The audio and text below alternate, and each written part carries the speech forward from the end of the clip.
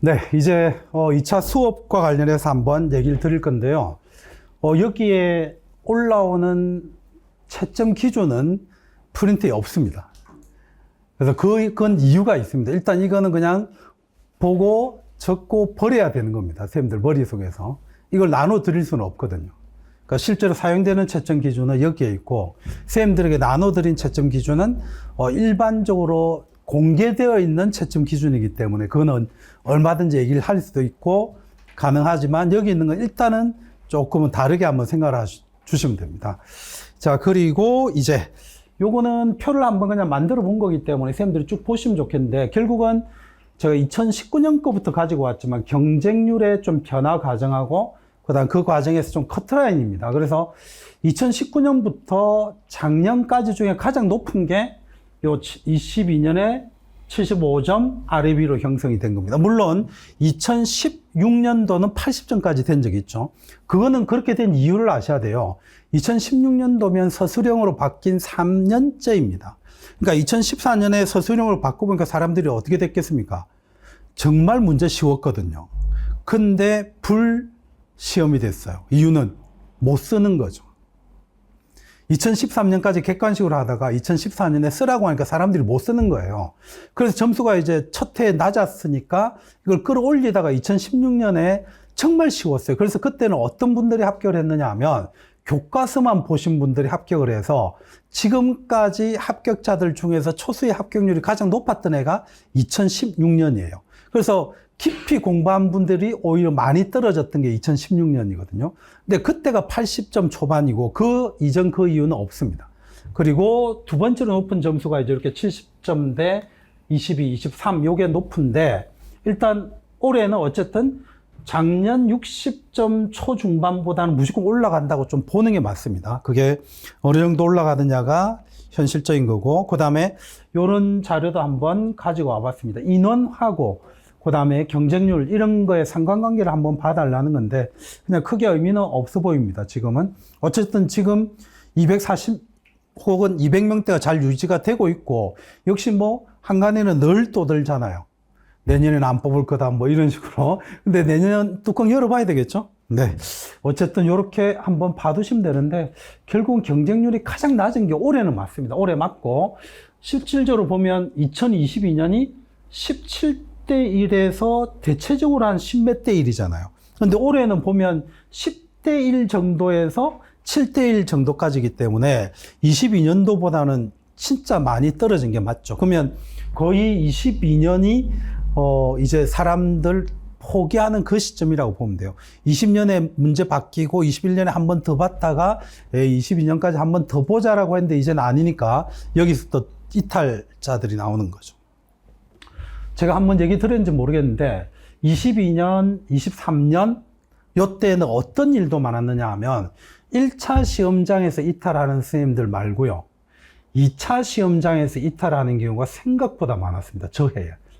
그래서 제가 이제 항상 얘기 드리는 게 제 친구 얘기인데, 실질적으로 시험지를 받자마자 한 쌤이 막 보더니 나간다는 거죠. 그래서 친구가 막 붙잡고 나가지 마라 했는데 결국은 그냥 나갔어요.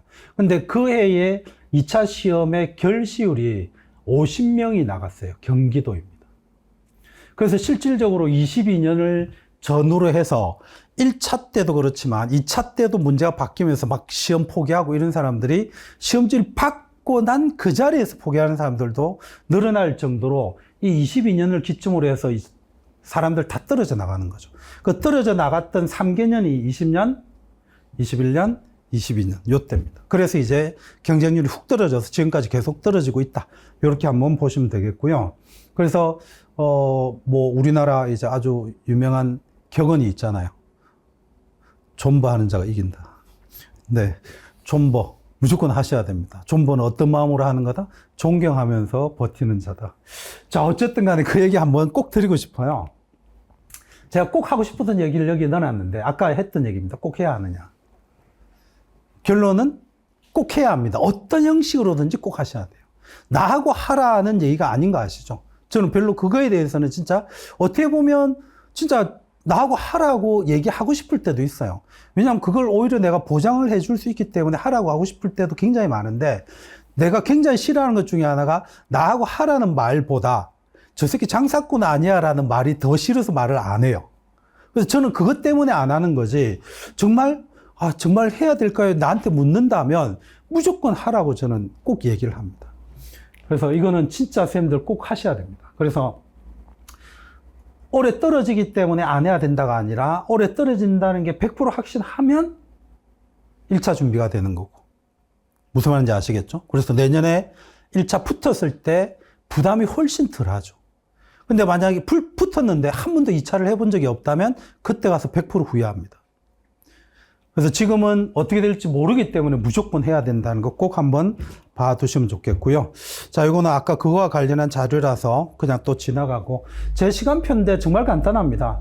매년 2차를 지원하는 분들이 줄어들어서 올해도 이걸로 지금 되어 있고 아마 학원에서 지금 시간에 열려 있을 겁니다. 이 시간표. 4, 5, 6일 3일간 오전 오후만 진행을 합니다. 채워지지가 않아서. 그래서 지금 보시면 요 12월 4일 수요일에 오전 오후가 서울을 중심으로 한 지도안 작성 지역으로 보시면 되고요. 그리고 형식을 많이 묻는데 12월 4일, 그 다음에 12월 18일 이렇게 2번 하는 겁니다. 2주 동안 매일 하는 거 아닙니다. 매일 하는 거는 서로 같이 죽자는 얘기입니다. 그래서 2번 하는 거예요. 이해되시죠? 그래서 오전, 예를 들어서 내가 서울을 지원했다. 그러면 오전에 할 거냐? 오후에 할 거냐만 선택해 주시면 돼요. 그래서 그냥 자기가 하면 되고요. 5일, 6일, 19일, 20일 이렇게 진행되는 BCEF는 경기도를 포함한 비지도안 지역의 수업 실현이라고 보시면 돼요. 그렇게 해서 여기는 지도안 작성이 없기 때문에 한 반에 한 8명씩 들어갑니다. 근데 여기에서 이제 선생님들이 조금 알아두셔야 되는 게 6명이든 8명이든 간에 수업을 어떻게 진행하는지를 일단은 궁금해 하는데 1대1 아닙니다. 합격자 발표되기 전까지는 1대1이 아니라 예를 들어서 여기에 6명이 꽉 차 있다고 한다면 6명 수업을 같이 하는 겁니다. 그래서 제 수업에서 제일 중요한 부분은 뭐냐 하면 6분이 수업을 같이 하면서 나머지 5분이 뭘 반드시 해야 된다? 피드백을 반드시 해야 됩니다. 그게 굉장히 중요합니다. 그러니까 피드백에 대해서 굉장히 부담스러워하고 싫어하는 분들이 있는데 그거는 성향상 그걸 못 버텨내면 여기 못합니다.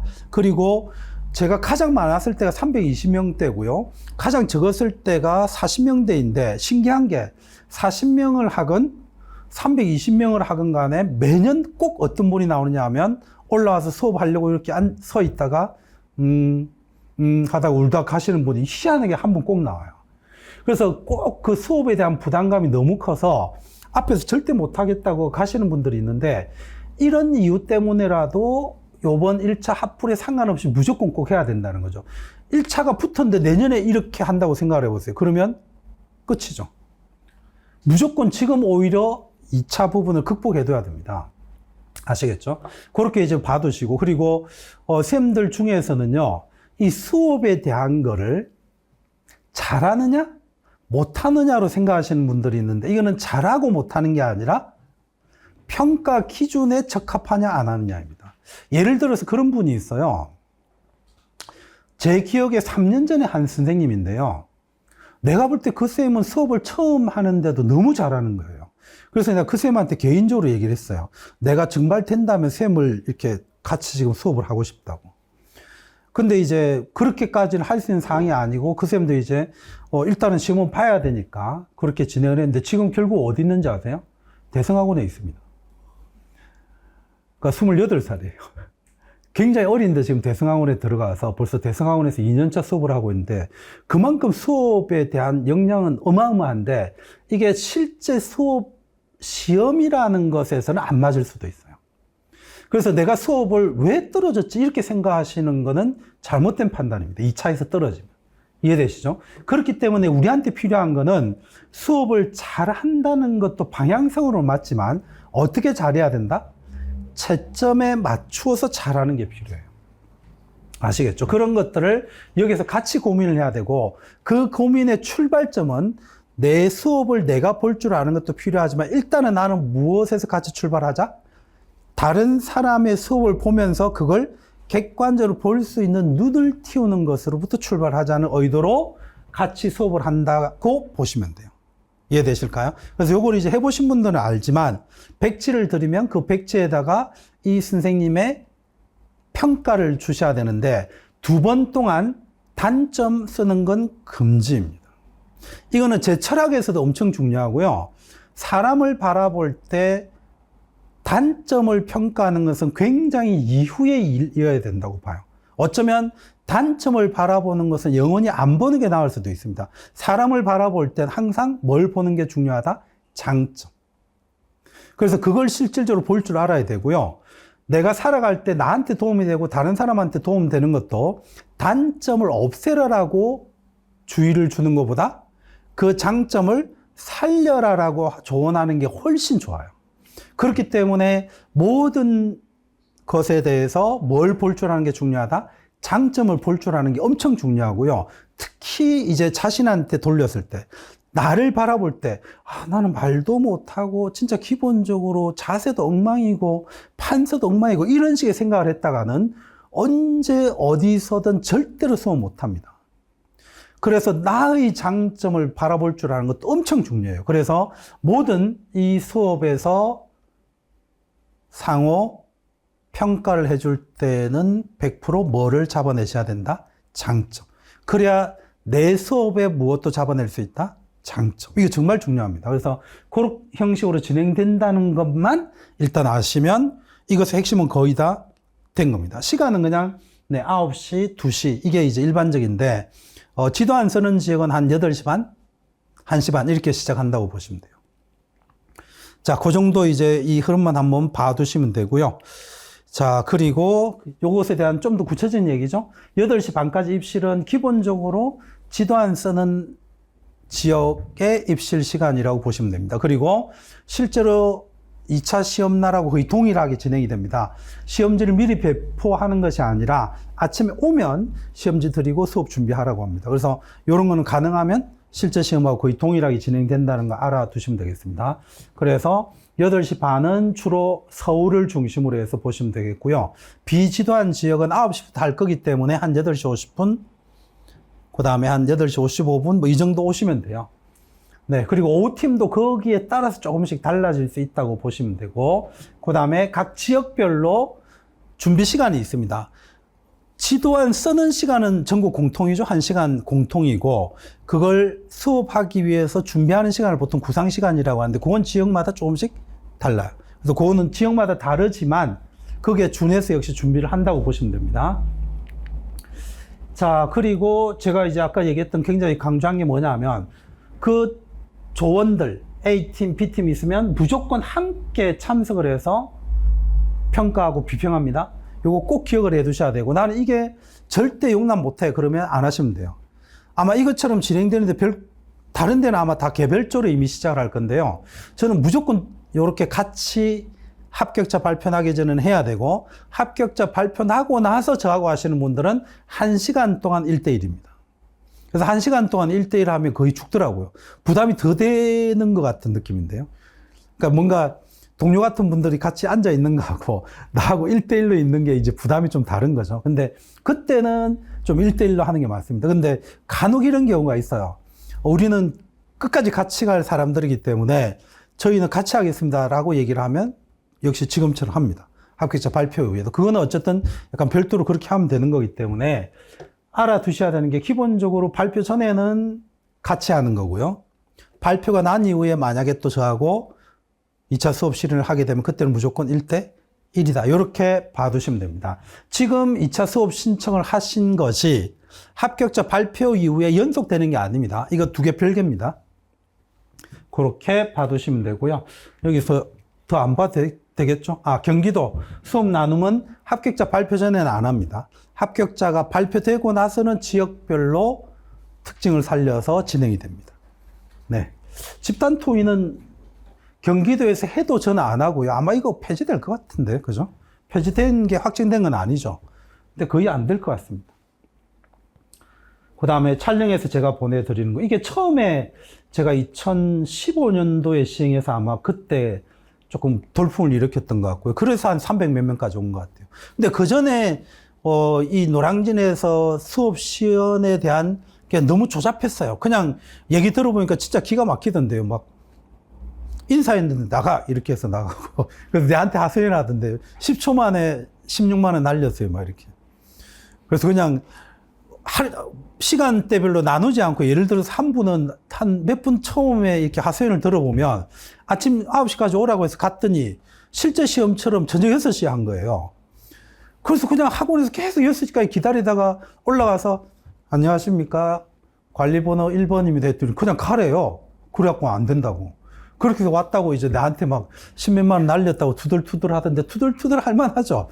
일단은 실전하고 동일한 것도 필요한데 그걸 어떻게 하느냐가 굉장히 중요하고 그래서 인사만 했는데 왜 가야 되는지에 대한 이유도 안 알려주고 그냥 가라고 하니까 가는 거고 또 어떤 분은 그랬다는 거예요.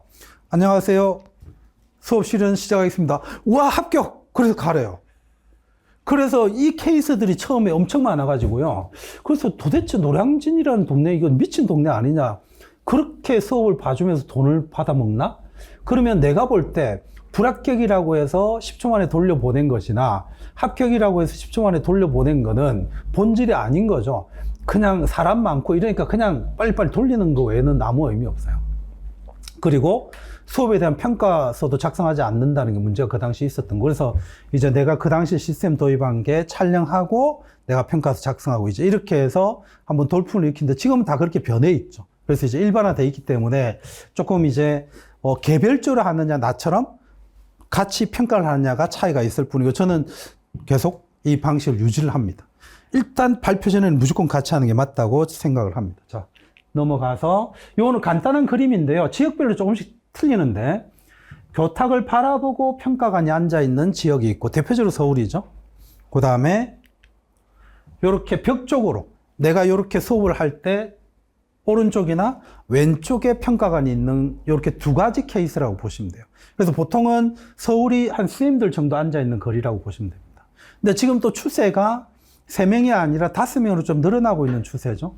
평가관이. 그래서 아마 그 부담감도 조금 이겨내셔야 될 거고요. 역시 아니나 다를까 예를 들어서 여전히 말이 나오는 지역은 서울 경기일 수밖에 없는데요. 왜냐하면 응시 인원이 많기 때문에 각 교실마다 다른 평가관이 들어와서 평가를 하잖아요. 이거는 채점 기준이라는 것을 선생님들이 이해를 하면 역시 이해할 수 있는 부분인데요. 그들은 아침에 수험생들보다 훨씬 일찍 출근해야 됩니다. 그래서 2시간 동안 회의를 해요. 시험 들어가기 전에. 그럼 2시간 동안 무슨 회의를 하느냐 하면 매년 들어갔던 분들이지만 다시 한 번 더 채점 기준을 얘기를 하면서 어느 방에 들어가든 채점이 동일하게 될 수 있도록 약간 규격하려고 애를 씁니다. 근데 절대로 말 안 듣는 쌤들이 있거든요. 그래서 서울과 경기 지역에서는 무조건 매년 어떤 일이 벌어진다? 어느 한실별로 대거 탈락하는 방이 꼭 나오죠. 그래서 그거는 진짜 운입니다. 그러니까 예를 들어서 내가 이 1번 방에 들어갔을 때 예를 들어서 한 45점 만점에 43점 받을 수 있는 수업을 이 방에 들어감으로 해서 35점을 받는 경우가 있다는 거예요. 그러면 사실은 객관적 기준이 안 되잖아요. 그래서 그 방에는 탈락률이 70%가 넘는 방이 꼭 나옵니다. 그게 서울과 경기예요. 근데 다른 지역은 그게 없습니다. 이유는 한 교실에서 거의 다 진행이 되기 때문에. 근데 요번에 이제 각 지역별로 예를 들어서 뽑는 인원이 좀 늘어났기 때문에 예를 들어서 인천이 지금 20몇 명 뽑는 건가요? 그러면 예를 들어서 한 30명 정도 하면 그게 한실이 안 될 수도 있어요. 그래서 그런 것들을 이제 한번 조금 차이가 생길 수 있다는 걸 봐두시고 어쨌든 하나의 실에서 모든 감독이 동일한 감독들이 보는 경우와 대표적으로 서울, 경기처럼 여러 실에서 교실에서 나누어져서 수업 실현을 하게 되면 차이가 좀 생길 수 있다는 걸 아셔야 됩니다. 그 이유는 채점 기준이 아주 디테일한 기준이 없기 때문이에요. 그리고 그건 어쩔 수 없습니다. 그리고 수업의 채점은 무조건 누구한테 일임하는 형태가 있다? 채점관한테 일임이 돼 있기 때문에 어쩔 수가 없어요. 네, 그래서 그런 부분들을 좀 생각을 해 주셔야 되고 어쨌든 간에 형식으로서는 선생님들이 내가 지금 수험생이라고 놓고 봤을 때 앞에 3명이나 5명이 앉는 경우와 좌나 우쪽에 앉는 경우가 있다. 그러니까 들어오는 문이 어느 쪽이냐에 따라 달라진다고 보시면 됩니다. 특히 이제 경기도는 앉았다가 일어나야 됩니다. 여기에 이제 의자가 있습니다. 그래서 이제 앉았다가 일어나서 수업을 하고 종이 치기 전에 수업이 끝나면 다시 앉아서 기다려야 돼요. 그래서 경기도 하시는 분들은 이런 특징들을 또 아셔야 되고요. 특히 제가 한 번씩 실제 수업에서 얘기 드린 게 뭐냐면 경기도 하시는 분들은 그래서 15분 동안 수업하는 걸 지키지 않을 시에 심적 부담이 엄청 커서 거의 수업에서 폭망합니다. 왜냐하면 15분 수업인데 13분을 수업을 하면 2분 남잖아요. 그러면 다른 지역은 어떻게 되느냐 하면 그냥 인사하고 가면 돼요. 내가 5분 남았건 어떻게 그냥 가면 되는데 경기도는 어떻게 해야 되냐 하면 여기에서 또 이렇게 앉아서 2분간 이렇게 기다려야 돼요. 그러면 그 2분이 대부분 어떻게 느끼느냐 하면 지옥 같은 거죠. 그래서 내 친구와 대부분 종치기 전에 수업 끝난 분들은 남녀를 불문하고 이렇게 앉아 있다가 대부분 이렇게 운다는 거죠. 그러면 울기 시작하면 뭐가 안 된다? 다시 종치면 수업 나눔을 해야 되는데 수업 나눔을 할 때 내가 다시 어떻게 해야 되느냐 하면 저 선생님들 앞으로 다시 걸어가서 앉아서 나눔을 해야 되거든요. 근데 이제 그때 가서 안 되는 거죠.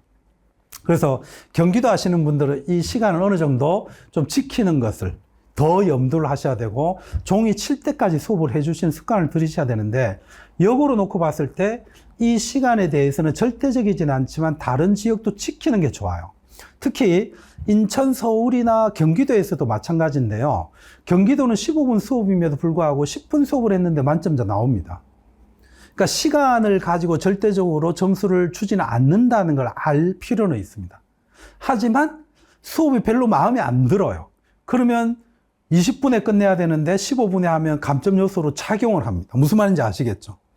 그러니까 그런 거죠. 그냥 사람 감정이기 때문에 지금 제가 저게 수업하는 거야 뭐야? 안 그래도 보기 싫은데 뭐도 안 지켜? 시간도 안 지키면 그게 감점 요인이 되는 거고요. 정말 수업을 잘해서 딱 멋있게 5분 남겨두고 딱 끝내면 전혀 문제가 안 돼요. 현실을 생각을 해보시라고. 우리가 학교 가서 45분 수업한다, 50분 수업을 한다, 꼭 지켜야 될 일 아니잖아요. 그건 좀 일찍 끝날 수도 있고요. 하다 보면 어떻게 됩니까? 뭐 1, 2분 늘어질 수도 있죠.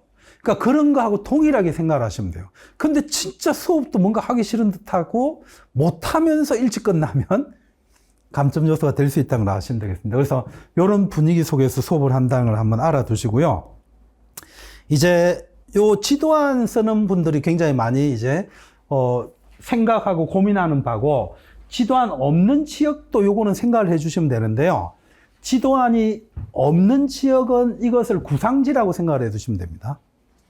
똑같은 형식은 아니지만 그래서 이제 이런 식으로 해서 작년에 시험 보고 합격하신 분의 작성한 것을 사례로 한번 가지고 와봤습니다. 그래서 조금 이제 여기서는 잘 안 보일 수 있고 넣어놨죠, 제가. 그 사례를 보시면서 그렇게 작성을 하면 된다라고 보시면 되고요.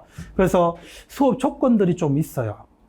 지도안 작성 조건이 되기도 하고 수업 조건이 되기도 하지만 조금씩 달라질 수 있습니다. 특히 이제 지도안을 쓰는 지역, 서울을 예를 들면 여기에 조건하고 수업을 하는 조건이 100% 일치하지는 않습니다. 약간은 달라지기도 해요. 그래서 지도안 쓰는 지역 분들은 그걸 생각을 하시고 접근을 하셔야 되고 지도안 안 쓰는 지역 분들은 이걸 그냥 구상지라고 생각만 해주시면 돼요. 그래서 이런 식으로 해서 조건들이 주어집니다. 자, 자료를 써라. 이런 거. 그리고 수업 주제는 뭐다. 이런 걸 주는데요. 이제 이런 걸 어떻게 활용하는지는 채점 기준을 가지고서 좀 생각할 필요가 있고, 그 다음 교실 상황도 항상 줘요. 이렇게 줍니다. 고등학생이냐, 중학생이냐 이런 거 주는데 이거 신경 쓰지 마세요. 중학생에 맞춘 수업은 어떤 것이고 고등학교에 맞춘 수업은 어떤 것인지에 대한 기준이 없습니다. 그냥 예를 들어서 수업 중에 뭐 고등학교다 이런 표현을 해주면 되고 사실 그런 거 필요 없거든요. 아이고 우리 중학교 2학년 여러분 이렇게 수업 안 하잖아요. 그래서 그냥 이거는 사실 의미가 없습니다. 그리고 간혹 수업 주제를 뭘 뽑아내야 될까요? 한국사를 할까요? 세계사를 할까요? 동아시아사를 할까요? 이런 고민들을 하시는 분들도 상당히 많은데 저는 크게 한국사하고 세계사로 하라고 합니다. 이유는 뭐냐 하면 작년도 동아시아사였는데 한국사로 커버되는 주제들입니다. 그러니까 예를 들어서 서양사만 별도로 나올 수가 있잖아요. 근데 그거는 세계사 과목에서 무조건 해야 되잖아요. 그래서 보통 공부를 2차 수업 주제를 고민하실 때는 한국 사회의 여러 내용과 서양 사회의 여러 내용을 가지고 고민하시면 돼요. 동아시아사 과목이다, 한국사 과목이다는 크게 안 중요합니다.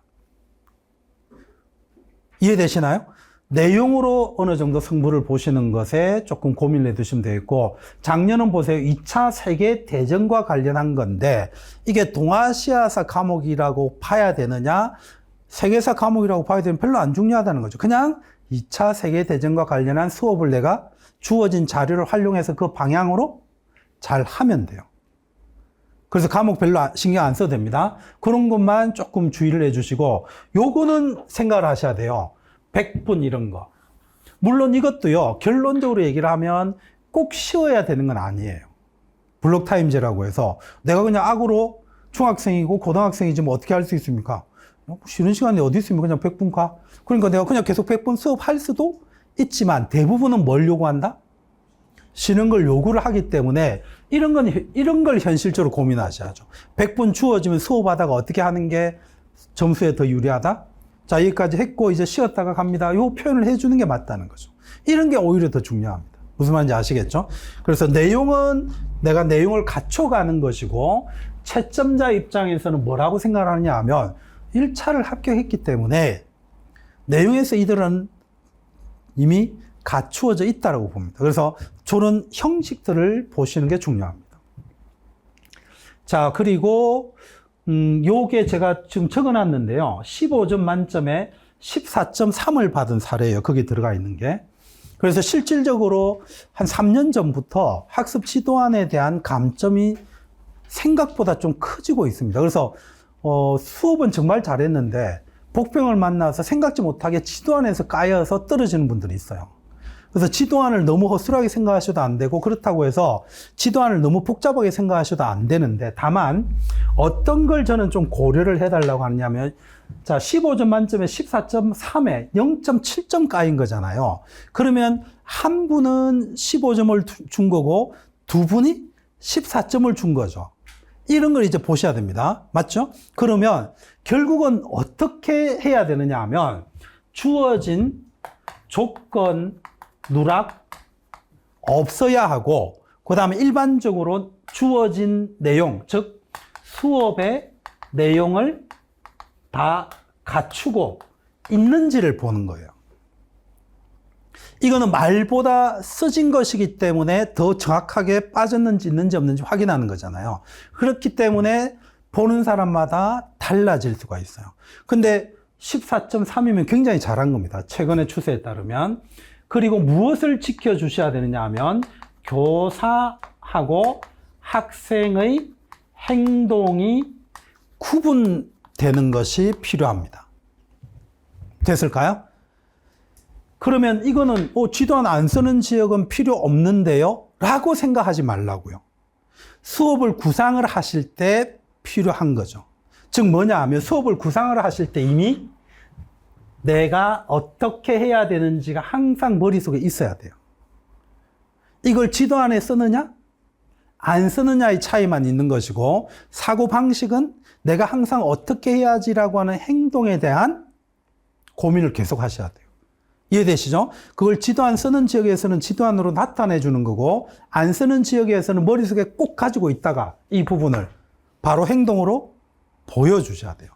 그래서 이거를 지도안으로 쓰실 때는 이분은 이렇게 썼죠? TS. 이거에 대해서 굉장히 거부 반응 많이 하시는 분들 많은데 전혀 상관없습니다.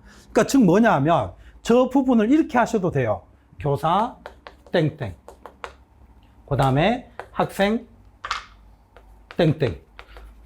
이렇게 하는 이유는 이 원칙을 지켜달라는 겁니다. 교사와 학생의 행동이 구분되게 해달라. 저게 왜 중요하냐 하면, 선생님들이 처음에 지도안을 쓰거나 수업에 대한 고민을 하면 주로 누구의 행동만 쓸까요? 나, 교사. 그래서 예를 들어서 정말 유치한 것 같지만 이렇게 써야 된다는 겁니다. 예를 들어서 여기에 학생들의 출석을 부른다라고 하면, 부른다로 끝내지 말고, 부른다 그러면 학생들은 대답한다. 이 사고를 갖추어야 돼요. 무슨 말인지 아시겠죠? 그러면 교사가 무엇을 한다라고 하면 거기에 상응하는 학생들이 어떻게 하는지가 써져야 되는 게 지도안이어야 하고 내 수업의 방식이어야 합니다. 그래서 그거를 지켜주셔야 돼요. 근데 이렇게 하는 게 싫어하시는 분들은 그냥 어떻게 하면 되느냐 하면 문장을 써주시면 돼요. 교사는 이렇게 주시고. 대신에 제가 원하는 건 뭐다? 교사는 학생은 이게 좀 드러나게끔 구분되게끔 하는 게 필요하다. 그리고 이것을 지도안 안 쓰는 지역 선생님들은 어떻게 생각을 해달라? 내가 하는 행동과 학생들이 하는 행동을 계속 상호관계 속에서 구상하면서 수업을 해야 된다. 내가 이렇게 했을 때 학생들은 어떤 행동을 한다라는 가정하에 수업을 구상을 하셔야 되는 거죠. 예를 들어서 내 행동만 생각을 하면 이렇게 되는 거죠. 자, 여러분들 오늘 수업할 차례가 뭐죠? 자, 그래서 여러분들 이렇게 준비를 했죠. 이렇게 간다는 겁니다. 근데 교사의 행동과 학생의 행동을 구분하는 사고를 하는 사람들은 어떻게 행동을 한다고요? 자, 여러분들 오늘 수업 어디 할 차례예요? 아, 그렇죠. 오늘 뭐다? 2차 세계대전이다. 이렇게 되거든요. 이 차이 아실까요? 굉장히 중요합니다. 물어놓고 이렇게 되는 거죠. 자, 여러분들 여기에 대해서 한번 고민해 봅시다 라고 해놓고 고민하는 시간을 준다 안 준다? 안 주는 게 교사 행동만 고민하는 사람이에요. 근데 실제로 수업을 하게 되면 자, 여러분들 한 번 더 고민해 볼까요? 그래. 자, 고민해 보니까 어때요? 그치. 아, 이렇게 해보니까 히틀러가 좀 그런 것 같다고. 그치. 그냥 이렇게 자연스럽게 돼요. 근데 이거를 이제 연기하는 사람들은 어떻게 되냐면 그래. 우리 저기 뭐야. 종건이. 이렇게 하면서 이걸 이렇게 하려고 하는데 꼭 그렇게 하지 않아도 돼요. 그리고 그 이름을 뭘로 잘 넣는다고요? 이제 다문화 가정부 조건 집어넣어서 제가 항상 잘 넣는 게 이제 지금까지 굉장히 잘 나와서 제발 좀 종건아 그 사람들 부르지 못하게 해라 이런 게 이제 몽골, 중국의 유명한 사람들 제일 많이 나오는 게 징기스칸이라 그러고 겨울왕국 때는 모든 전국의 쌤들이 집어넣은 주인공 이름이 엘사. 그래서 엘사는 꼴도 보기 싫다는 거죠. 채점한 사람들. 다 그렇게 한다는 거예요. 엘사, 이거 어때? 이렇게. 그래서 지금은 진짜 싫대요. 그래서 그냥 어떻게 하라고요? 그냥 진짜 수업하듯이. 이름 부를 수도 있잖아요. 종근아, 이렇게 할 수도 있고, 그냥 어떻게 할 수도 있고, 그래. 그냥 이렇게 할 수도 있고, 이게 자연스럽게. 대신에 무엇이 포인트여야 된다. 자, 이제 이걸 어떻게 이해를 해달라고요? 형식적인 면에서만 고민하지 마시고, 실제로 내 수업이 어떻게 진행이 돼야 된다? 교사가 무언가를 하고, 거기에 상응하는 학생이 무언가를 한다라고 생각을 해야 되는 거고, 특히나 그 부분에서 어떤 게 핵심이어야 되느냐 하면, 교사가 뭔가를 유도하거나, 특히 유도하는 것의 가장 핵심은 무엇? 질문이라는 게 있을 수가 있는데, 그 질문을 하면 현실에서는 어떻게 한다는 겁니까? 기다리고 그 질문이 맞는지 틀리는지를 피드백 하잖아요. 이걸 실제로 해주라고요. 그러면 그 실제로 해주는 것을 지도안 쓰는 지역은 어떻게 하라고요? 그것을 예상해서 써주는 거고, 안 쓰는 지역은 그걸 구상해서 하겠다라고 넣어서 실제로 몸으로 보여주는 거. 이게 엄청 중요합니다. 그래서 교사와 학생 사이의 상호관계는 90% 뭘로 이루어진다고 보면 된다? 질문. 그래서 계속 수업할 때 나의 설명만으로 하는 것은 100점 절대 못 받습니다. 100점을 받으려면 15분 내지 20분 동안의 수업 중에 채점자들이 확연하게 느낄 수 있을 정도로 계속 뭘 던져라? 질문을 던져라. 그럼 그 질문 던질 거리를 지도안 쓰는 지역의 분들은 가능하면 미리 생각해서 쓰는 게 좋다. 됐을까요? 그렇게만 생각을 하시면 되고요. 이제 지도안 쓰는 분들의 고민은 이거죠. 그러면 질문을 정말 구체적으로 적어놔야 되나? 그러기에는 사고가 안 될 때가 있잖아요. 그래서 구체적인 내용의 질문 아니어도 됩니다. 그냥 무엇에 대해서 질문한다? 이 정도만 적어 놓으면 돼요. 그럼 내 사고가 어떻게 되냐면 구상하는 분도 마찬가지죠.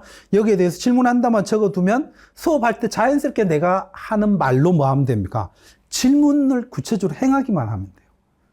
그 차이점 아시겠죠? 그래서 그런 걸 생각을 하시면서 지도안 한번 써주시면 되고요. 그래서 이분은 지도안은 15점 만점에 14.3을 받았고 수업은 45점 만점에 43점 얼마 받았어요.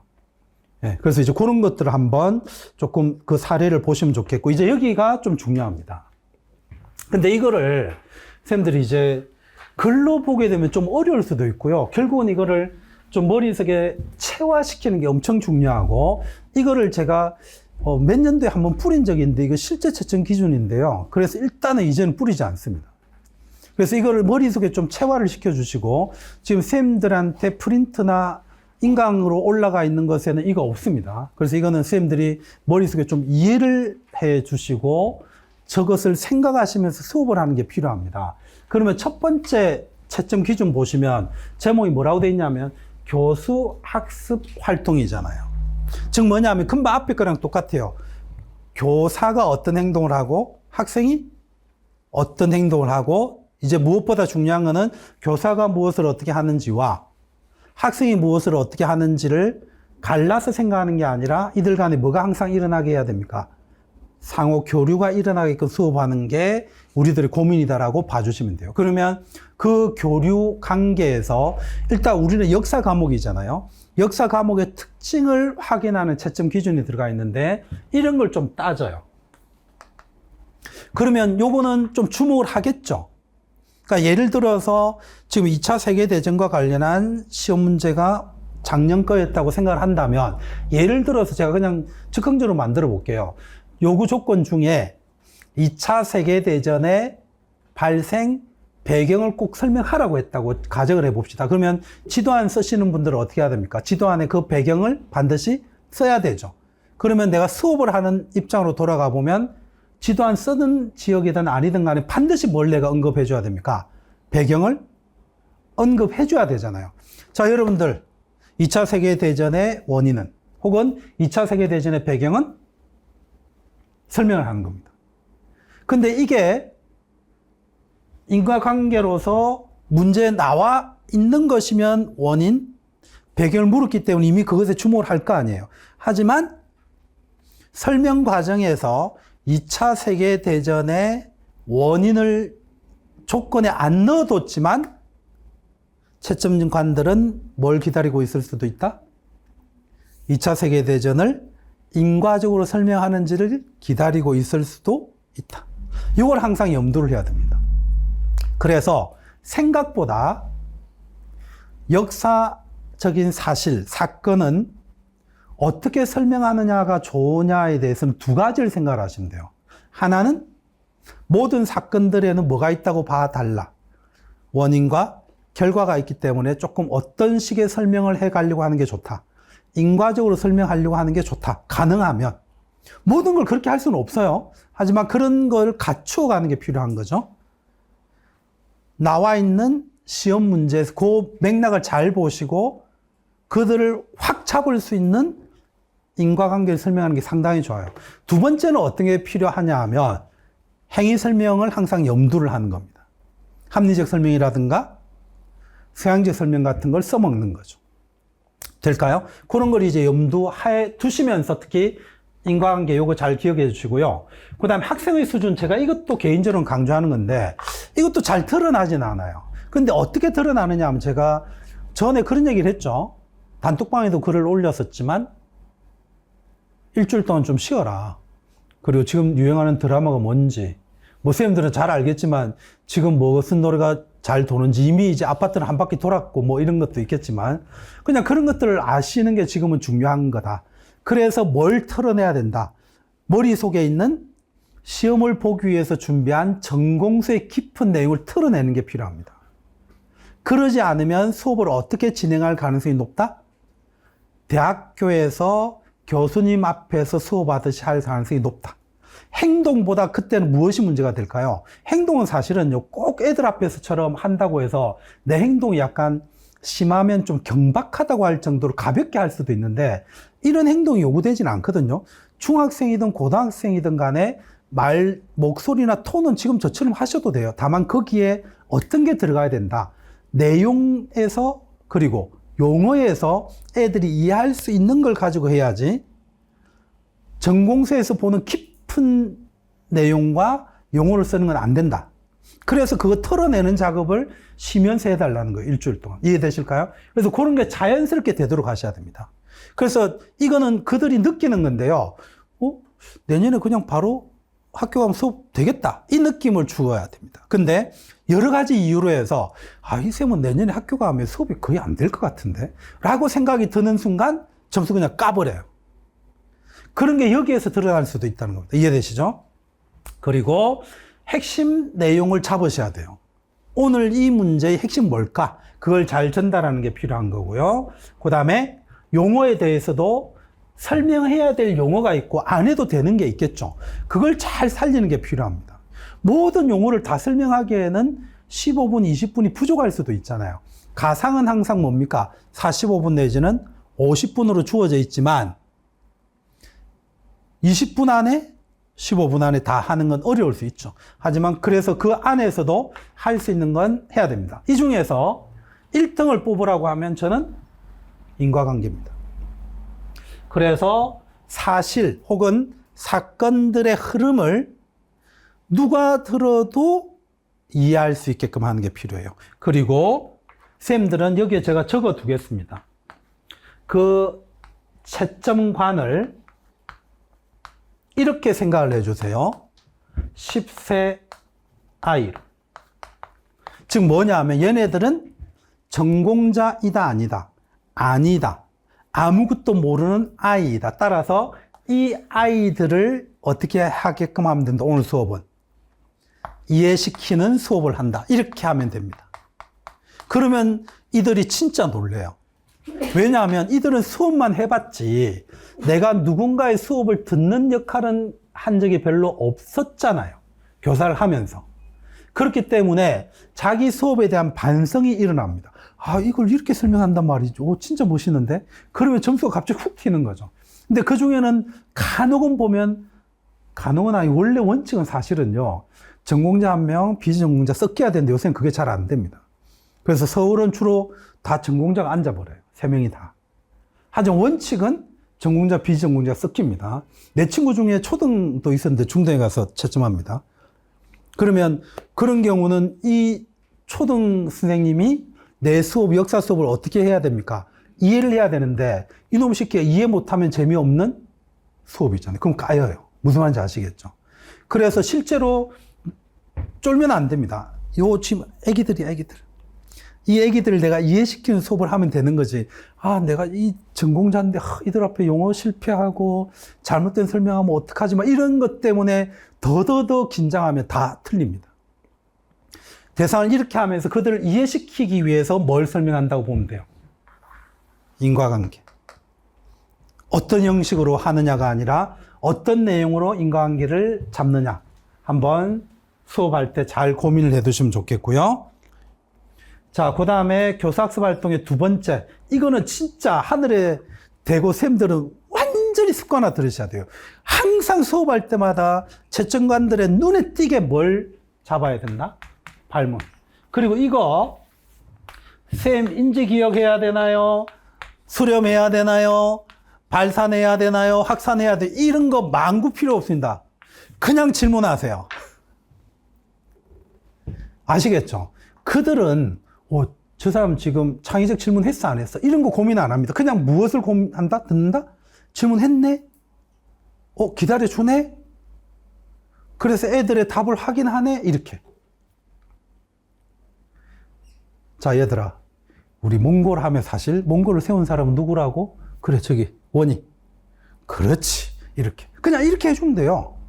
아니면 야율라북이라고? 아니야, 다시 한 번 더. 여기에다 대고 야율라북이 너 지금 정신이 있어 없어? 실제로 내년에 가서 이렇게 하더라도요. 수업 실현에서는 가능하면 이 구박은 절대 안 됩니다. 이 사례를 넣는 건 좋아요. 야율라북이라고? 원아, 다시 한번 생각해봐. 야율라북이는 어디서 나왔지? 이렇게 해서 다시 글을 설득해 가는 과정이 엄청 중요해요. 대신에 이 과정에서 엄청 높게 점수를 주는 게 뭐냐 하면 원이 야율라북이? 좋아. 그럼 건이 혹시 어떻게 생각해? 라고 해서 이 학생의 문제를 풀어가게끔 하는 거 엄청 점수 높이 줍니다. 내가 하는 것도 점수를 주지만 학생의 오류를 학생이 풀어가게끔 하는 거. 무슨 말인지 아시겠죠? 그래서 이런 과정을 생각하는 발문을 하셔야 돼요. 자, 여러분들이 만약에 징기스칸이라고 한다면 어떤 생각을 하시겠어요? 이렇게 어려운 질문 필요 없습니다. 그냥 뭐 하면 된다? 인지기억 질문하시면 돼요. 됐을까요? 그리고 질문을 했을 때는 반드시 뭘 해야 된다? 이게 이제 이게 보이지 않는 건데요. 발문 후 반드시 뭘 해야 된다? 이거 선생님들 수업을 하다 보면 이 기다리는 게 엄청 길게 느끼는데요. 채점관들은 가장 적절한 시간을 1초에서 3초 정도로 봅니다. 저는 개인적으로 간혹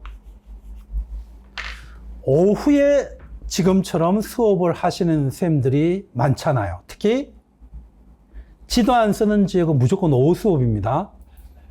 그렇기 때문에 엄청 졸아요. 작년도 서울 지역의 쌤들 계속 존다고 저한테 또 얘기하는 쌤들 엄청 많았습니다. 일부러인지 진짜인지 모르겠는데 일단 자요. 그리고 매년 나타나는 게 뭐냐 하면 돌아가면서 잡니다. 그럼 그거는 100% 계획한 거예요. 3명이 동시에 채점하는 게 아니라 나누는 거죠. 자, 20분 동안 7분, 7분, 7분 잘라서. 그래서 이 앞에 7분을 한 명이 채점한 걸 다 갖고 나눠가지고 중간 거 7분을 이렇게.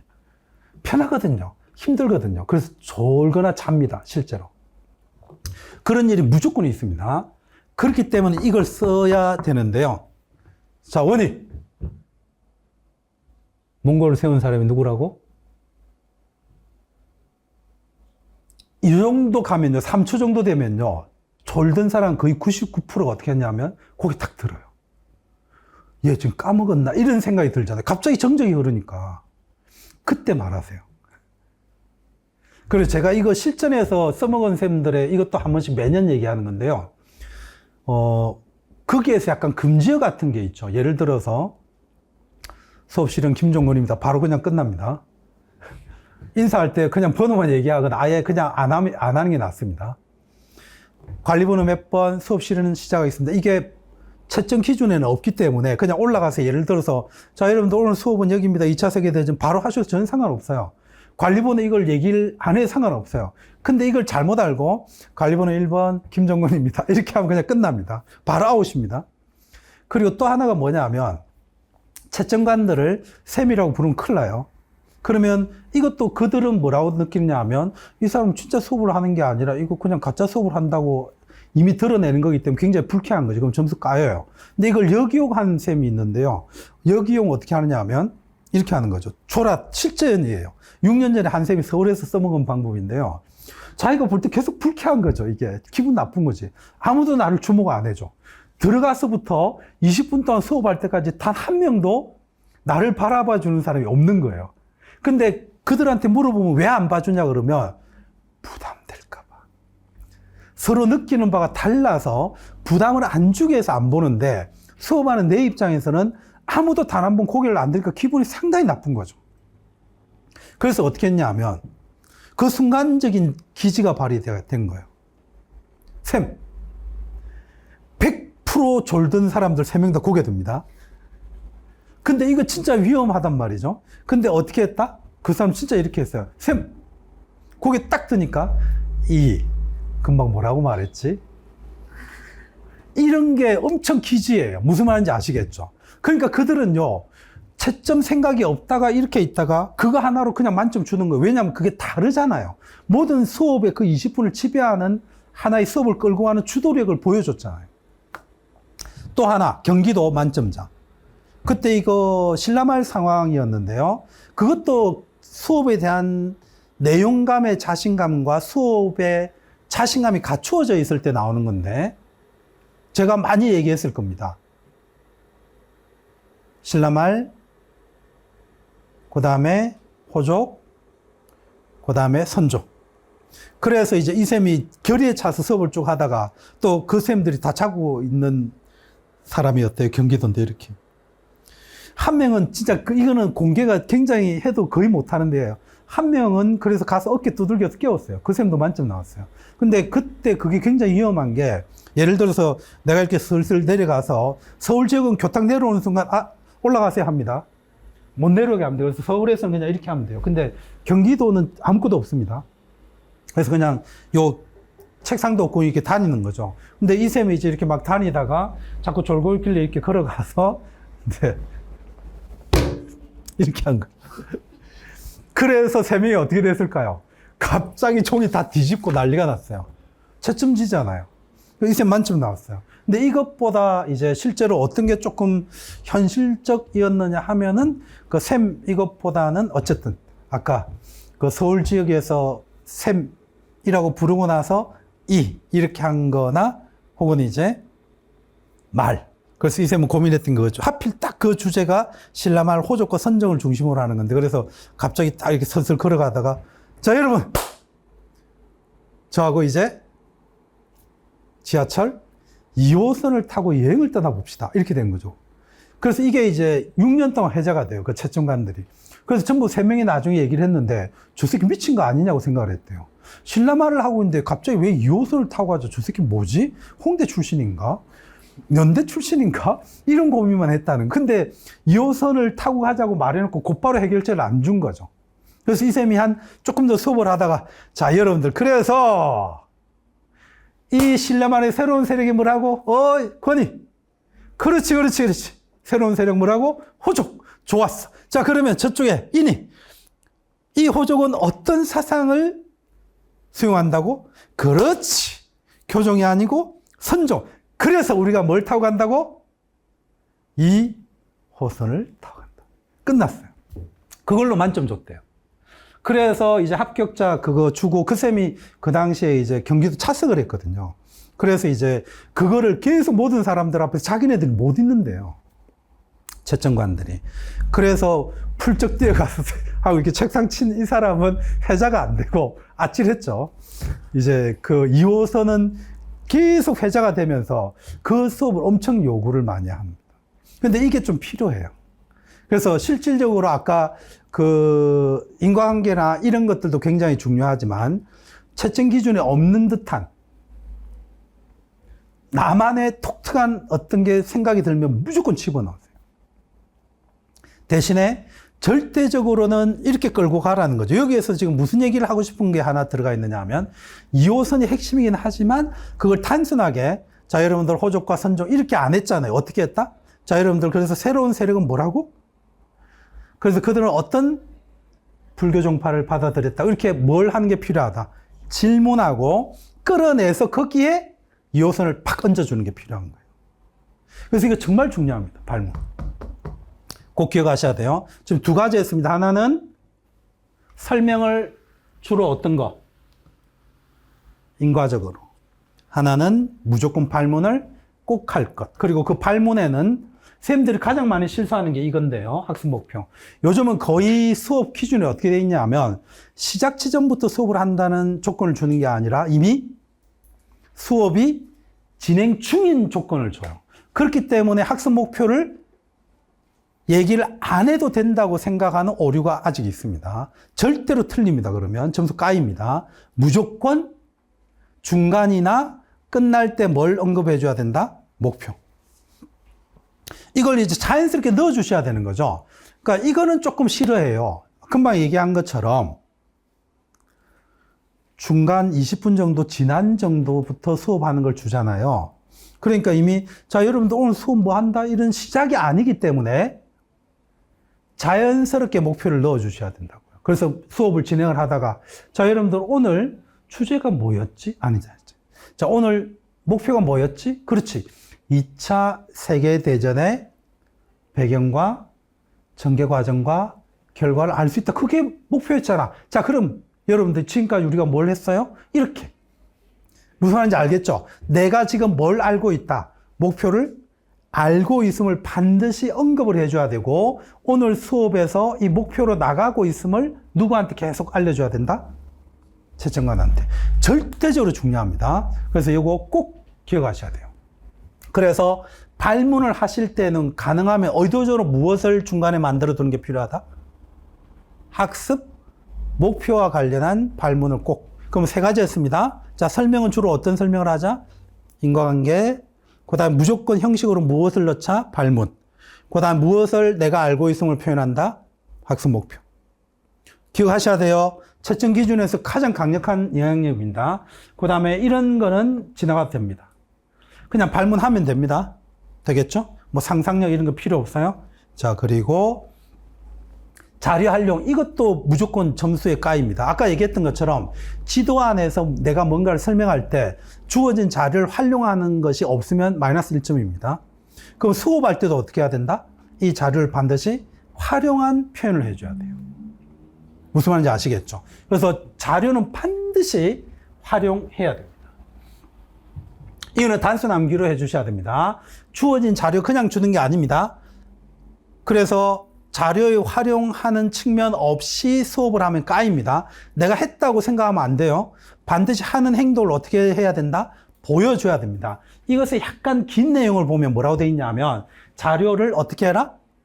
학생들하고 같이 읽거나 제일 중요한 게 그 자료를 학생들이 뭐 하게끔 하는 거, 해석하게끔 하는 게 엄청 좋아요. 그래서 제가 선생님들에게 간혹 요구하는 거는 이 형식을 요구를 하죠. 자, 여러분들 지금 우리 뭘 보고 있어요? 자료 1 보고 있죠? 이렇게 좀 써주기를 원할 때가 있는데 이것도 이제는 워낙에 많이 해서 좀 구태연하고요. 써두면 좋긴 하는데 어쨌든 내가 채점에서 중요하게 바라보는 건 뭐다? 자료를 활용하고 있음을 보여라. 여기에 지금 좀 중요한 게 많습니다. 그래서 자료를 쓰고 있음을 꼭 보여줘야 됩니다. 자, 이제 그럼 정리하면 지금까지 뭐 했죠? 자, 인과관계 설명. 자, 그 다음에 하나 있고, 발문 꼭 해야 되고요. 발문과 관련해서 아까 목표 무조건 꼭 언급해야 된다고 했고, 그 다음에 자료를 뭐 하고 있다? 활용하고 있음을 꼭 보여줘야 됩니다. 잊으시면 안 돼요. 이런 요소들을 다 넣어서 수업을 자연스럽게 해야 됩니다. 그 다음, 의사소통. 사실 이제 이 의사소통은요, 여기 잘 보시면 알겠지만 학생 수준에 맞는다는 건 아까 앞에서 이미 한 거나 마찬가지죠. 내가 대학 교수님들 앞에서 수업하고 있는 형태를 취해서는 안 된다. 교과서에 있는 용어, 네, 그런 것들을 하셔야 되고, 여기에서 건질 거는 뭐겠습니까? 이거예요, 이거. 판서, 5번째. 이거 엄청 중요합니다. 작년에 사진을 넣었는데 올해는 사진을 좀 지워버렸어요. 그 판서가 구조화가 되어 있어야 됩니다. 너무 많이 하는 거 별로 필요 없습니다. 그렇다고 해서 안 되어 있는 것도 안 됩니다. 여기 잠깐만 한번 보실래요? 자, 여기 보시면 쌤들이 이제 제가 여기를 전체 칠판이다라고 그냥 가정을 해볼게요. 요걸 전체 칠판이라고 가정을 해보겠습니다. 우리가 요 정도에 이렇게 서 있다고 가정을 해봅시다. 이렇게. 그러면 어떤 식으로 그림을 그려주셔야 되느냐 하면 이것도 쌤들이 많이 누락하는데요. 대주제 여기 써주셔야 돼요. 근데 계속 이런 것들을 고민할 때 어떻게 해주셔야 되느냐 하면 이미 수업이 진행 중인데 이런 거는 시작할 때 적어야 되는 거잖아요. 그러니까 수업 중간중간에 이게 어떻다? 있다고 표현해 주는 게 필요해요. 자, 여러분들 지금 오늘 학습 목표가 뭐였죠? 자, 봐라. 자, 여기 학습 목표 있죠? 라고 하면서 적으라고요. 우리 아까 수업 시작할 때 목표 했잖아요. 자, 목표 여기 뭐 있어요? 그렇죠. 2차 세계대전에 대한 배경, 과정, 결과를 알 수 있다. 이렇게 돼 있죠. 그리고 오늘 또 하나 정말 중요한 건 뭐 있어? 그렇지. 2차 세계대전에 대해서 여러분들이 신문기사 쓰는 것도 목표라고 아까 했었죠? 이렇게. 요때 적는 거예요. 이렇게 하면서. 아니면 이거 안 적어도 돼요. 대신에 표현만. 여기에서 뭐가 있다? 목표가 있음을 표현만 해주시면 돼요. 15분이나 20분 동안에 이 표현을 할 수 있겠죠? 제일 처음에 하는 거 아닙니다. 이미 그건 못하게 했으니까. 그러면서 다시. 자, 여러분들 오늘 뭐라고 주제가? 계속 상기시켜 주세요. 자, 오늘 주제가 뭐라고? 그렇죠. 오늘 주제는 뭐다? 2차 세계대전. 이렇게. 판서가 이거 2개 있어야 돼요. 그리고 뭐가 있어야 되느냐 하면 2차 세계대전에 예를 들어서 교과서가 이렇게 구성되어 있다고 봅시다. 그러면 제가 이렇게 할 수 있는 거죠. 자, 여러분들 그래서 오늘 그 중에 뭘 봤죠? 전개 과정을 봤고요. 아니다. 자, 그 중에서 뭘 봤어요? 자, 배경이 있고요. 그 다음에 2번째, 그렇지. 2차 세계대전에 뭘 봤어? 자, 과정을 봤고요. 그 다음에 마지막 3번째, 결과. 요렇게가 가장 최소한의 판서예요. 요 내용 없어도 돼요. 딱 요까지가 최소한이에요. 요까지가. 가장 최소. 근데 이거를 이제 대학 교수님처럼 내역 배경 얘기한다고 줄 긋고 이렇게 적고 또 이렇게 하다가 여기 적고 점수 다 까입니다. 저 판서는 애들한테는 엄청 중요한 게 딱 깔끔 명확해야 돼요. 그리고 쌤들이 정말 실수 많이 하는 게 뭐냐 하면 내가 오늘 문제지에서 이걸 강조하라고 했어. 그래서 막 이렇게 하는 거. 자, 여러분들 여기 봐봐. 자, 오늘 절대로 잊지 말아야 되는 게 뭐라고? 결과. 자, 뭐라고? 결과. 뭐라고? 결과. 봤어? 이렇게 하지 말라고요. 이 판서 점수 까입니다. 덧칠하고 또 별표하고 그래서 결과적으로 봤을 때 안 깨끗한 결과가 나오면 까입니다. 그냥 깔끔하게. 그리고 이 칠판은 구조화할 때 3등분이 가장 좋고요. 여기는 목표는 등분상에 안 들어야 됩니다. 그리고 마지막에 뭐가 좀 있어줘야 되느냐 하면 어떤 학습 활동이 있잖아요. 그거를 표현할 수 있는 공간이 좀 있는 게 좋아요. 그래서 최대한 4개 정도의 칸으로 하는 게 좋습니다. 요게 판서가 들어가야 되거든요. 자, 오늘 여러분들 글쓰기죠. 그러면 글쓰기. 자, 같이 지금 한번 볼까? 거기에 뭐가 있죠? 유의점. 유의점이 4가지 있는데 한번 볼까요? 그래서 1, 2, 3, 4 이 적을 필요 없습니다. 그냥 유의점 요렇게만 글자 남겨주시고 자, 그 다음에 유의점에 기반해서 우리 뭐 또 보여요? 그렇지. 아, 이거 좀 여러분들 안타깝게도 오늘 이거 사실 수행평가잖아. 그러니까 뭐도 좀 봐야 돼? 자, 채점 기준도 있으니까 한번 확인해 볼까? 채점 기준은 뭐가 있어요? 요렇게. 뭐 반말 적절히 썼거든요. 근데 하루 종일 계속 반말하면 바로 끝납니다. 네. 나도 모르게 떨어지는 사람들 저번에 절대 안 고쳐진 분이 한 분인데 이분이에요. 수업만 시작하면 이렇게 하는 거예요. 이게 왜 이렇게 되느냐 하면요. 기간제를 5년 해서 그래요. 이 습관이 이게 손이 주머니에 안 들어가면 수업이 안 된대요. 그래서 처음에 어떻게 했냐면 내가 막 진짜 화를 내가지고 선생님 진짜 수업 그렇게 하면 안 된다. 생각을 해봐라. 채점관이다. 지가 아무리 학생인 것처럼 앉아있지만 뭐다? 채점관으로 앉아있는데 채점관이 있는데 주머니에 손 넣고 수업하면 그 점수 주겠냐고. 안 줍니다. 심지어 내 친구가 이렇게 합니다. 제가 보통 표현하는 거 여기서 계속 하면 자, 여러분들 저기 구상지가 보통 이렇게 B4나 A4 이렇게 되는데요. 이거 갖고 계속 소리 내면서 수업하는 셈이 있어요. 점수 까입니다. 그러니까 굉장히 사소한 것에서 감점시켜요. 왜냐하면 이거 계속 이렇게 하면 어떻게 보이는 겁니까, 이거? 불안정하고 산만하고 저래갖고 애들 수업 집중할 수 있겠냐, 이렇게 보는 거죠. 그냥 이렇게 딱 보고 이렇게 하면 되는데 어제 TV에서 무슨 아나운서들 뭐 이렇게 하는 게 있던데요. 뭐 임금님기는 당나귀 긴가 뭐 그런 프로인데 그래서 아나운서들이 새로운 속보 뉴스 왔을 때 막 책상에 이거 뉴스 막 뭘 찾을지 막 소리 나고 진짜 선배들 반쯤 죽이던데요. 그 카메라 있는 데서 막 독설 퍼보니까 신입 아나운서들 막 눈물 줄줄 흘리고 그리고 책상 위에서 손을 이제 볼펜 적고 막 이렇게 하는데 그 볼펜 적는 소리와 그 다음에 옷깃이 책상 위에 스친 소리 다 난다. 그래가지고 너는 바로 아웃이야 막 이렇게. 근데 그런 정도로까지 우리는 필요 없지만 적어도 예를 들어서 실제 학교에서 수업을 할 때 내가 교과서를 손에 쥐는 게 문제돼요, 안 돼요? 안 되잖아요. 근데 교과서를 쥐는 게 문제가 아니라 약간 이상하게 쥐면 좀 보기 싫죠? 그렇게 생각을 하시면 돼요. 그러니까 구상지를 쥐는 게 문제가 아니라 어떻게 쥐느냐가 조금 주의하셔야 돼요. 판서 됐죠? 이제 5가지 했습니다. 자리 돌아가고요. 그리고 이제 수업 운영에서 여기 시간 배분 적절해야 됩니다. 되겠죠? 근데 저거는 시간은요, 실제로 채점 기준상에 있지만 영향력이 가장 적어요. 그냥 뭐냐 하면 그들은 시간을 재면서 채점하지 않습니다. 예를 들어서 20분이다. 그럼 20분 중에 이거를 내가 10분 쓴다, 5분 쓴다 그런 기준 절대적으로 없잖아요. 그러다 보니까 어떤 사람들은 오늘 수업을 배경, 전개, 결과까지 하는데 배경만 15분 했다. 이게 문제가 될 때도 있고 안 될 때도 있어요.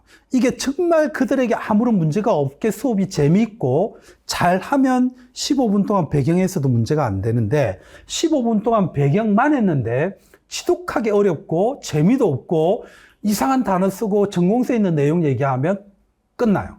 그럼 그때는 뭐도 적용이 될 수 있다. 시간 배분도 못한다 이렇게 돼요. 무슨 말인지 아시겠죠? 그래서 이런 거는 절대적이지 않지만 생각을 하셔야 됩니다. 나머지 잘 보시면 알겠지만 참여 유도의 절대적인 형식은 뭐겠습니까? 무조건 발문이에요. 계속 학생한테 뭘 하면 됩니까? 발문한다라고 봐두시면 됩니다. 자, 그리고 수업에 대한 태도가 있는데요. 이거는 서울, 경기 지역이 특히 중요합니다. 그러니까 대도시, 이 두 곳을 중심으로 굉장히 중시되는데요. 학생을 굉장히 무시하거나 아래에 두는 형태를 취하면 굉장히 요즘 쌤들은 싫어합니다. 그렇다고 해서 우리들에 대한 권리나 법적인 보호막이 없다는 안타까움도 인지는 해요. 하지만 아직까지의 트렌드는 야, 똑바로 해 임마. 이거는 용납 안 된다는 겁니다. 이해되죠? 기본적으로 어쨌든 간에 수업을 할 때 이 존중하는 태도는 무엇에서 좀 보일 수밖에 없다? 존대에서 나타날 수밖에 없어요. 그리고 이제 이것에서 선생님들이 조금 고민스러운 게 뭐냐 하면 표정인데요. 제가 매년 꼭 사례를 드는 쌤이 있어요. 그 쌤은 매년 이 시간만 되면 이유도 없이 귀가 근질거릴 건데요. 왜냐하면 정말 특이한 쌤이 있었거든요. 서울에서만 계속 시험을 봐서 매년 플러스 5에서 10점까지를 플러스 1로 계속 1차에서 합격을 했는데 3년 내리 계속 떨어져요. 그러니까 쌤들은 플러스 군대 떨어지는 게 이해 안 되죠. 근데 보면 알아요. 1차에서 플러스 군대 떨어지는 사람들은 그 이유들이 있는데요. 이 쌤은 저하고 만나기 전에 1차에서 높은 점수로 했는데 2차를 저한테 온 거예요. 근데 이제 수업을 하는데 너무 긴장도가 높아요. 근데 긴장도가 높으니까 어떻게 되느냐 하면 우리들 아시잖아요. 자기가 뭔가 몰두하고 있을 때 보통 옆에서 바라보면 김쌤 화났어 뭐 이런 표정 짓는 분들이 대다수죠. 그래서 긴장하거나 이렇게 되면 표정이 여러 가지잖아요. 대표적으로 슬퍼하는 표정을 짓거나 대부분은 어떤 표정이 많다? 화난 표정이 많은데 이 화난 표정으로 수업하는 쌤들이 생각보다 많아요. 화가 났어가 아니라 뭐 했으니까? 긴장했으니까. 근데 이 쌤은 진짜 내가 거짓말 안 하고 깡패같이 생겼어요. 그리고 서울에서 한 5년 살았는데요. 수업만 올라가면 저 삼천포에 정말 내가 들어도 무식한 경상도 말을 써요. 부산말은 표준말이고 저처럼 부드럽거든요. 네가 가라 하와이 이 정도이지 저 삼천포 저쪽에 사투리는 굉장히 셉니다. 이제 수업 올라가면 그렇게 써요. 그래서 내가 절대 안 된다고 그랬어요. 그래서 정말 올라가서 제발 좀 웃고 표정 바꿔라 했는데 절대 안 되는데요. 내한테 하도 계속 욕을 먹으니까 심기일전 한다고 2주 뒤에 왔는데 어떻게 온 줄 알아요? 빡빡 갖고 왔어요. 그래서 내가 정말 미안하게도 쌤 무조건 떨어진다고 해서 그때 플러스 7이었어요. 무조건 떨어졌어요. 빡빡 갖고 갔고요. 내 말을 계속 무시를 하고 자기는 해석을 잘못한 걸로 나는 이해되는데 내가 자꾸 표정이 무섭다고 하니까 재미있고 편하게 하기 위해서 수업 옷차림을 힙합으로 하고 간 거예요. 그리고 여기에 세사스를 하고 갔고요. 자, 이제 상상을 해보세요. 빡빡에 힙합 옷에 청바지 이런 거에 세사스를 하고 가서 수업하다 갑자기 뭐 할게요? 랩 이렇게 한 거죠. 랩 근데 진짜 잘해요. 근데 다시 생각을 해보면 어떻다? 이미 긴장은 높아져 있기 때문에 인상은 써져 있고 머리 빡빡에 TV에 나올 정도의 재밌는 랩이 안 되면서 분위기 삭막해졌죠? 네. 거의 마이너스 20 받고 떨어집니다. 그게 수업이냐는 거죠. 이해되실까요? 그건 항목별로 채점은 사후예요. 이런 것에 대해서 마이너스 1 이렇게 채점 못하고 있습니다. 사람들은 어떻게 된다? 결과적으로 이 수업이 너무 좋아. 그러면 우리 몇 점 줄까? 45점 다 주자. 그럼 끝이에요. 그죠? 근데 난 아까 그 사람은 저거는 하나는 문제가 있는 것 같은데 그러면 그게 의견이 갈리면 아까 그 쌤처럼 어떻게 될까요? 갈리겠죠? 그래서 사후에 여기에서 어느 걸 깔지를 결정하는 거지 보면서 까고 있지는 않아요. 그래서 표정이라는 게 엄청 중요한데요. 이 표정은 선생님들이 그래서 뭘 착각하느냐 하면 당대 과거 시험처럼 그래서 내 신원서판의 문제냐 이렇게 얘기를 하는데 신원서판의 문제죠. 잘 보세요. 몸과 나의 말투와 글과 판이 문제가 되잖아요. 어떻게 판단하느냐. 특히 시는 어떻게 생각해라? 아름다운 예쁜 이걸 요구하는 게 아니다라고 저는 늘 얘기합니다. 하지만 그럼에도 불구하고 손예진이 20분 동안 수업하면 점수를 많이 깎겠어요? 안 깎겠어요? 안 깎습니다. 하지만 그분이 1시간 수업하고 2시간 수업하고 3시간 수업하면 다 나갈걸요? 더 이상 들을 말이 없다. 근데 20분 동안은 그게 잘 안 드러날 거다. 그러니까 뭐는 생각해라. 예쁘다가 아니라 깔끔한 건 필요하다. 그리고 어떤 표정은 필요하다? 좋은 표정은 필요하다. 잘생기고 못생긴 게 아니라 좋은 표정을 갖추세요. 무슨 말인지 아시겠죠? 그래서 웃는 게 필요해요. 그래서 존중과 열의와 자연스러운 표정. 여러분들 오늘 내가 좀 어제 너무 긴장했나 봐. 좀 감기가 걸리고 몸이 아파서 그런데 수업 이렇게 하더라도 좀 이해해주고, 에이 미안해, 좀 잘못했어, 에이 오늘 수업 왜 이렇게 안 되지, 이렇게 실제로 수업하는 분들이 있어요. 그날 가서 이유 없이 감점 엄청 당하겠죠. 계속 어떤 소리가 나? 그러니까 혓바닥 차는 소리를 낸 게 아닌데 얘가 너무 말라붙으면 또 그렇게 나는 경우도 있잖아요. 그리고 내가 아픈 걸 표현한 게 아니라 어떤 느낌이죠, 금방? 수업하기 싫어. 이 느낌 주어지면 끝이에요. 열의가 없죠. 그러니까 정말 이건 어쩔 수가 없어요. 그래서 선생님들이 당나라 과거 시험처럼 쉬는 습관 본다고 생각을 하셔야 됩니다. 그래서 자세는 갖출 필요가 있고요. 이런 거 안 되고요. 주머니 손 넣는 거 안 되고, 그 다음에 이런 팔랑거리는 거 안 되고, 좀 단정한 거. 그래서 막 여기서도 뛰어다니지 말고, 특히 서울 같은 경우는, 예를 들어서 경기도는, 여러분들, 자, 그래, 뭐? 오케이. 어이, 어떻게? 오케이. 잘했어. 이게 좀 용납이 되는 편인데, 서울은 이게 생각보다 용납이 잘 안 돼. 차라리 서울에서는 이럴 바에는 이런 행동을 보일 때는 어떻게 하는 게 좋다? 대신 이런 행동은 좀 있어야 돼요. 오케이. 그래서 어떻게? 서울은 이게 좋아요. 차이를 아시겠죠? 경기도는 금방처럼 얘기하면, 어이구, 그래, 어떻게? 맞아, 우리 건이 진짜 잘한다. 이렇게 하면 되는데요. 서울은 이렇게 하지 마시고, 똑같은 거에 대해서, 그래, 오케이, 잘했어. 요 느낌의 차이를 좀 가져주세요. 필요해요. 근데 차라리 지금은 어떤 추세가 나왔냐 하면, 금방 제가 약간 차분하게 했지만, 반응 보이는 게 오히려 전국적으로 나아요. 지금은 약간 그건, 왜냐하면 2014년 이후로 이 수업을 너무 많이 봤기 때문에 계속 좀 정형화되어 있고 규격화되어 있는 느낌을 채점관들이 가지고 있잖아요. 그들도 좀 바뀌면서 들어가긴 하지만 보고 듣는 게 거의 비슷하고 생각이 비슷하기 때문에 좀 질려하는 행동들이 있어요. 그래서 그렇지 않으려면 자기만의 색깔이 필요하고, 그래서 결과적으로 얘기하면 이런 것들을 생각을 하시면서 자기만의 색깔을 가진 수업을 하셔야 돼요. 그게 엄청 중요합니다. 그래서 다시 돌아가면 내 수업을 볼 때나 다른 수업을 볼 때 까는 걸 우선하지 말라고요. 장점을 우선해서 내 수업을 살려가는 연구를 계속 하셔야 됩니다. 자, 그까지가 이제 제가 준비한 내용이 맞죠? 그래서 마지막 요거 다시 한번 더 봐주세요. 자, 앉아있는 채점관은 분명히 내 수업을 평가하기 위해서 앉아있는 건 맞습니다. 하지만 또 이중적인 태도를 가지고 있다는 거죠. 20분 내내 나의 설명식 수업만 진행하면 절대로 만점 안 나옵니다.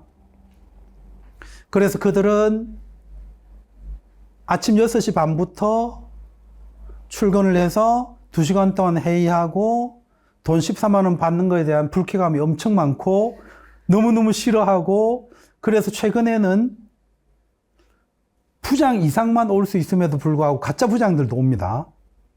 너무 안 가기 때문에 5년 차도 채점 들어간 적이 있습니다. 그럼 5년 차가 들어간다는 건 사실 굉장히 좀 우리가 보기엔 기분 나쁠 수 있어요. 근데 그런 상황이라는 겁니다. 다 싫어요. 그런 상황에서 채점관이고, 그러면서 자신은 어떤 생각을 가지고 수업을 듣는다고 생각한다? 학생의 마인드를 가지고 있다고 하는 이 독특한 마인드가 있어요. 그걸 이해하시고 그들 앞에서 내 수업을 하는 거예요. 그리고 그들을 재미있게 해주고 이 재밌게 한다는 게 방방 뜨는 가벼운 수업으로서 재밌게 해주는 게 아니라, 그리고 아까 그 서울에 불합격했고 그 다음에 역시 붙어요 이제. 그래서 지금은 한 5년 차인가 6년 차 이제 교사 생활을 하고 있는데, 학교에서는 애들한테 랩하고 난리 났죠. 재밌어요, 학교에서는. 근데 그건 학교고 채증관한테는 그렇게 하면 안 된다는 거. 그래서 너무 가벼운 수업을 하는 것은 지금의 트렌드상으로는 저는 노입니다. 재밌다는 것을 가볍다는 것으로 오해하시면 안 됩니다. 재밌는 건 여러 가지 방법으로 재밌게 할 수 있어요. 정말 재밌게 논리적으로 끌고 들어오는 수업을 하셔도 되고, 그리고 재밌는 것은 항상 어떻게 해야 되냐 하면 듣는 사람을 내 얘기에 어떻게 해야 돼요? 주목시켜 줘야 되는데, 그 주목시키는 것의 가장 좋은 방법은 계속 뭐다? 질문. 네. 그게 필요합니다. 그래서 그런 것들을 생각을 하시면서 수업을 고민을 해 주시고, 무엇보다 중요한 게, 다시 한번 얘기합니다. 나하고 하느냐 안 하느냐는 굉장히 작은 문제고요. 중요한 문제는 올해 나는 100% 떨어질 것 같으니 2차를 안 하겠다가 아니라 상관없이 스터디를 하든 다른 분들하고 하든 나하고 하든 꼭 어떻게 하라. 2차 준비는 반드시 합격자 발표하기 전까지는 하시라. 합격자 발표하고 나서 더 이상 필요 없으면 그때 가서 접으면 되고요. 그때 필요한 분은 계속 하면 되죠. 그래서 무조건 12월 26일 발표 날 때까지는 2차 수업 준비는 반드시 꼭 해주시고, 자신의 장점을 무조건 찾아내고 그걸 어떻게 하는 거, 극대화시켜 나가는 준비를 해 두시기 바랍니다. 그러면 꼭 성공합니다. 됐을까요? 자, 이렇게 오늘은 이 정도로 준비한 걸 마치고, 이제 더 이상 촬영은 없고요. 요거 끝나고 혹시 뭐 사적으로 궁금한 게 있으면 카톡을 하거나 대화를 한번 할 수 있도록 하겠습니다. 자, 정말 고생하셨고 쌤들의 합격을 바라고 기원하고 응원합니다. 수고했습니다.